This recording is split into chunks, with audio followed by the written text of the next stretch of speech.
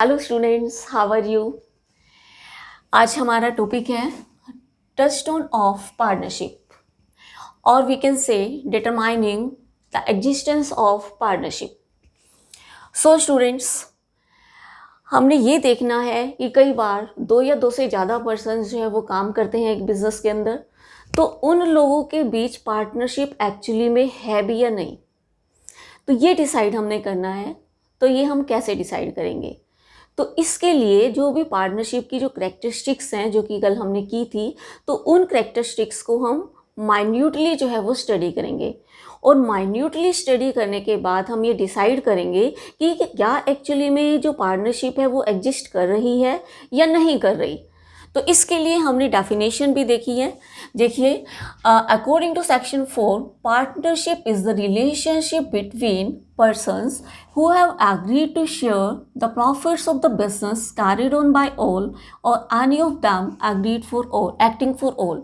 कि पार्टनरशिप क्या है कि एक रिलेशन है लोगों के बीच में जो कि प्रॉफिट को शेयर करने के लिए तैयार हो गए हैं, और जो बिजनेस है वो सभी की तरफ से भी रन हो सकता है या सभी की तरफ से एक व्यक्ति द्वारा भी जो है वो रन हो सकता है। अब हम कुछ कैरेक्टरिस्टिक्स करेंगे और यू कैन से हम ये देखेंगे कि कौन से ऐसे फैक्टर्स हैं जिन फैक्टर्स को देखकर हम ये डिसाइड कर सकते हैं कि जो आपकी पार्टनरशिप है वो एग्जिस्ट कर भी रही है या नहीं। सो इसके लिए फर्स्ट पॉइंट है the relationship of partnership arises from contract and not from status. कि जो हमारी पार्टनरशिप है या जो रिलेशनशिप ऑफ पार्टनरशिप है वो कॉन्ट्रैक्ट से अराइज होता है। वो किससे अराइज होता है? वो कॉन्ट्रैक्ट से अराइज होता है, ना कि स्टेटस से। सो एक सेक्शन है आपकी 5। जो सेक्शन 5 है वो हमें कहती है कि इसमें जैसे कि joint in the family business आता है, तो जॉइंट इन द फैमिली में क्या है कि जैसे ही एक बच्चा बर्थ लेता है वैसे ही वो फैमिली का मेंबर बन जाता है और वैसे ही वो अपना इकट्ठा बिजनेस जो है वो करना शुरू कर देते हैं। बट पार्टनरशिप फॉर्म में क्या है कि हमें प्रॉपर एक एग्रीमेंट बनाना पड़ेगा, चाहे वो हम रिटन फॉर्म में बनाएं चाहे हम ओरल फॉर्म में बनाएं। और जब हम प्रॉपरली रिटन फॉर्म में बनाते हैं तो उसको हम पार्टनरशिप डीड का नाम जो है वो देते हैं।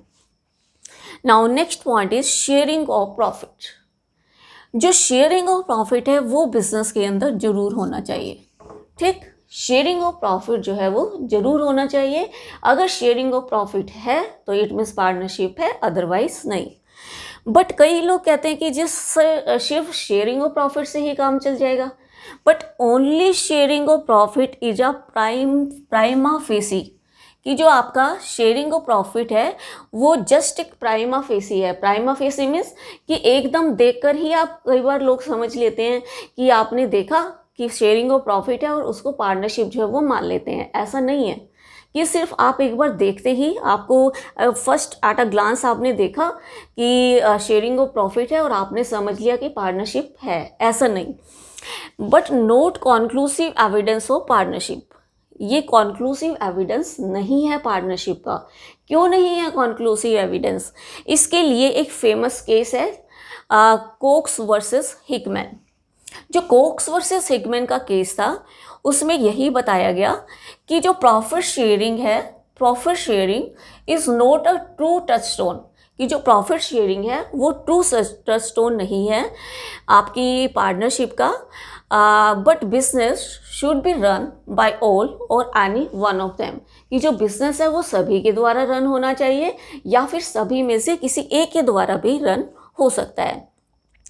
अब इससे रिलेटेड सेक्शन 6 है जो कोक्स वर्सेस हिकमैन है, वो क्यों कह रहे हैं कि जो प्रॉफिट शेयरिंग है वो एक ट्रू टचस्टोन जो है वो नहीं है। ठीक है, तो इसके लिए इन्होंने कुछ इसके अंदर कुछ पॉइंट्स हैं। तो वो पॉइंट्स क्या क्या हैं? First one is creditor. मान लीजिए आपके कुछ क्रेडिटर्स हैं, मान लीजिए आपने अमाउंट जो है वो बोरो किया है और उनको इंटरेस्ट जो है वो आपने देना है। अब अगर आप इंटरेस्ट दोगे तो वो प्रॉफिट के पार्ट का फॉर्म ही होगा। तो प्रॉफिट की पार्ट के फॉर्म में अगर आप क्रेडिटर्स को कुछ पे कर रहे हो तो नेचुरली तो वो आपका पार्टनर नहीं है और वो शेयरिंग ऑफ प्रॉफिट जो है वो आपका यानी कि पार्टनर्स की उसमें नहीं आएगा। इसी तरीके से एक और एग्जांपल जो है वो ले लेते हैं कि आपने एक प्रॉपर्टी जो है वो परचेज़ की और जब आपने एक प्रॉपर्टी परचेज की तो आपने किसी बैंकर से जो है वो लोन लिया, और जब आपने लोन लिया तो आपकी ईएमआई बन गई, मान लीजिए 20,000 जो है वो पर ईयर बन गई।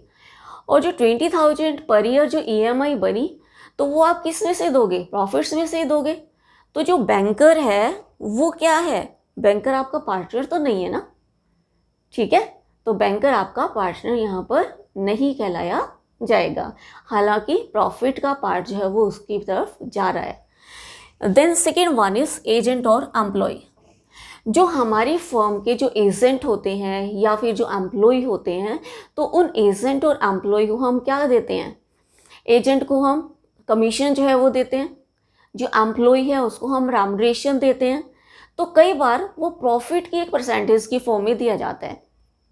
तो अगर प्रॉफिट का एक पार्ट अगर हम उनको दे रहे हैं तो नेचुरली वो भी पार्टनर नहीं माने जाएंगे, ठीक है, वो भी तो पार्टनर नहीं है। Then next one is widow और चिल्ड्रन। कई बार क्या होता है कि किसी पार्टनर की डेथ हो जाती है। अगर किसी पार्टनर की डेथ हो गई तो उसकी जो विडो है या उसके जो बच्चे हैं या उसका जो लीगल रिप्रेजेंटेटिव है, तो उन लोगों को हमें कुछ प्रॉफिट का पार्ट देना पड़ जाता है। तो अगर हम उनको कुछ प्रॉफिट का पार्ट देते हैं तो नेचुरली वो भी पार्टनर जो है वो आपके नहीं माने जाएंगे, पार्टनरशिप फर्म के पार्टनर नहीं कहलाएंगे। The next point is past owner of the business. Past owner of the business मतलब कि मान लीजिए कोई पर्सन जो है वो फर्म को छोड़कर चला गया, ठीक, फर्म को छोड़कर चला गया है और अब उसे आपको प्रॉफिट का कुछ शेयर देना पड़ा। अब अगर उसे आप कुछ दे रहे हैं तो नेचुरली एट प्रेजेंट तो वो पार्टनर है ही नहीं। अगर एट प्रेजेंट पार्टनर नहीं है तो नेचुरली हमारी वो पार्टनरशिप यहाँ पर एग्जिस्ट ही नहीं कर रही। The next one is minor. Minor का आपको पता ही है कि इसको सिर्फ सभी के कंसेंट से हम इंक्लूड तो कर सकते हैं, लेकिन इसको प्रॉफिट्स के लिए, लॉसेस के लिए इसको हम इंक्लूड नहीं करते। तो जो माइनर है उसको हम पार्टनर नहीं बना सकते जब तक कि सभी की कंसेंट ना हो। तो आगे है next point, mutual agency. Mutual agency का मतलब ये है कि पार्टनरशिप फर्म के जो सभी पार्टनर्स हैं उन सभी पार्टनर्स के बीच एम्प्लॉयर एजेंट वाली रिलेशनशिप जो है वो होनी चाहिए। एम्प्लॉयर एजेंट मीन्स कि अगर पार्टनर्स जो हैं वो एक दूसरे के लिए कोई काम करते हैं तो वो एक दूसरे को बाउंड भी करेंगे। मान लीजिए एक फर्म के अंदर 4 पार्टनर्स है, ए बी सी डी ने मिलकर डिसाइड किया कि जो ए है वो वर्क करेगा फर्म के लिए, तो ए जो काम करेगा तो उससे बी सी डी जो है वो बाउंड होंगे। मान लीजिए बी कोई वर्क करता है तो उसके लिए ए सी डी जो है वो बाउंड होंगे। तो किसी भी एक पार्टनर द्वारा किए गए वर्क के लिए बाकी सभी पार्टनर जो है वो बाउंड जो है वो होंगे। इसलिए हम कहेंगे कि कोई भी पार्टनर जो है वो फर्म का ओनर भी होता है और एजेंट भी जो है वो होता है। तो इसलिए म्यूचुअल एजेंसी वाली रिलेशनशिप जो है वो होनी चाहिए। Then participation in management.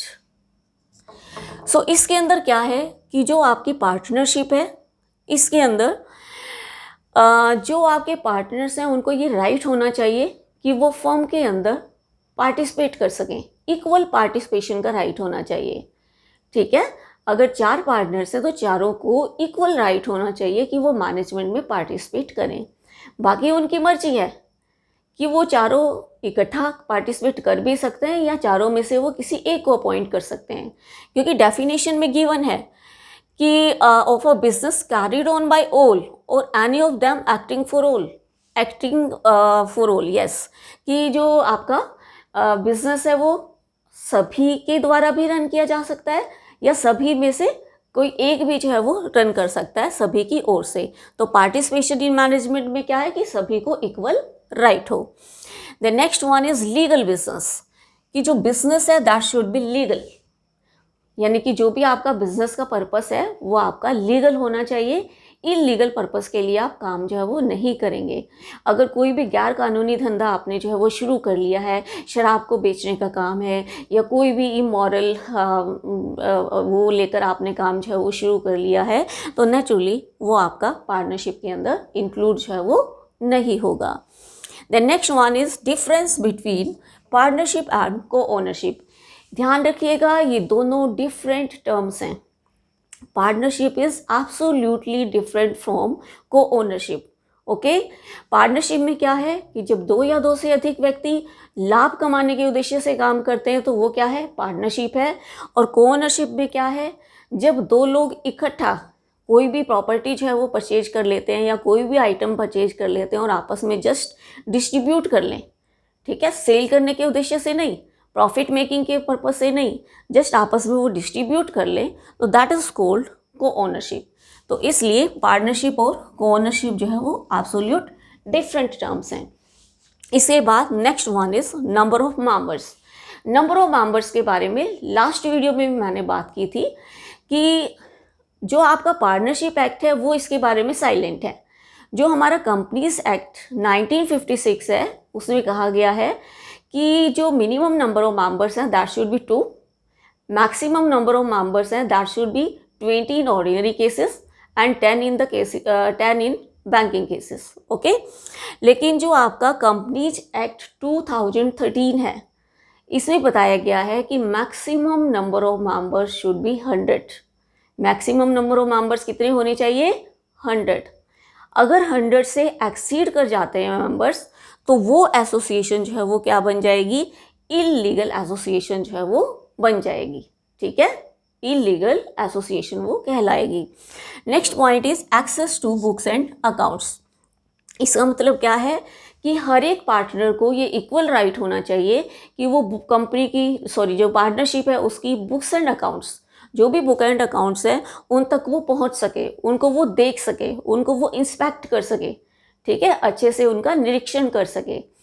It means क्या है इंस्पेक्ट करने का, कि जो भी कंपनी की बुक ऑफ अकाउंट्स है उसके अंदर सभी अकाउंट्स प्रॉपरली मेंटेन्ड होते हैं, कंपनी की फर्म की सिक्रेसी जो है वो होती है, तो इन सब को वो अच्छे से देख सके, फोटोकॉपी लेना चाहे तो वो ले सके। तो इसमें किसी भी तरीके की कोई भी बाउंडेशन जो है वो नहीं होनी चाहिए। अगर वो फ्री हैं कि कंपनी की बुक ऑफ अकाउंट्स को वो स्टडी कर सकते हैं, फोटोकॉपी ले सकते हैं, तो इट मीन्स पार्टनरशिप एग्जिस्ट कर रही है, अदरवाइज एग्जिस्ट नहीं कर रही। Next point is essentials of a valid contract.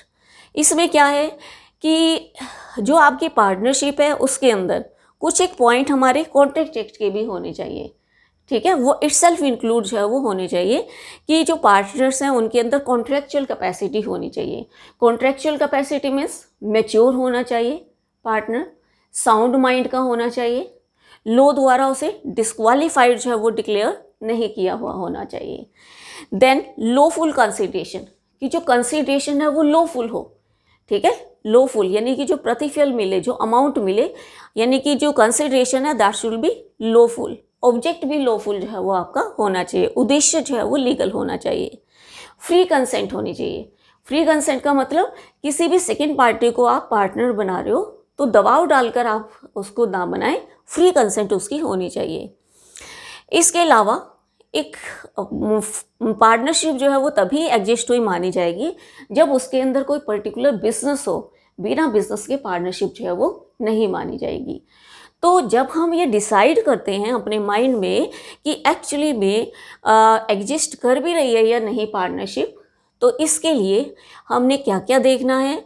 First of all हमने ये देखना है कि एग्रीमेंट हुआ है या नहीं, ओके, एग्रीमेंट हुआ है या नहीं, शेयरिंग ऑफ प्रॉफिट है या नहीं, इसके अलावा म्यूचुअल एजेंसी का फैक्टर है या नहीं, पार्टिसिपेशन इन मैनेजमेंट है या नहीं, लीगल बिजनेस है या नहीं, पार्टनरशिप और कोओनरशिप में डिफरेंस है या नहीं, नंबर ऑफ मेंबर्स जो है वो 100 से एक्सीड तो नहीं कर गए, ये चीज़ चेक करनी है।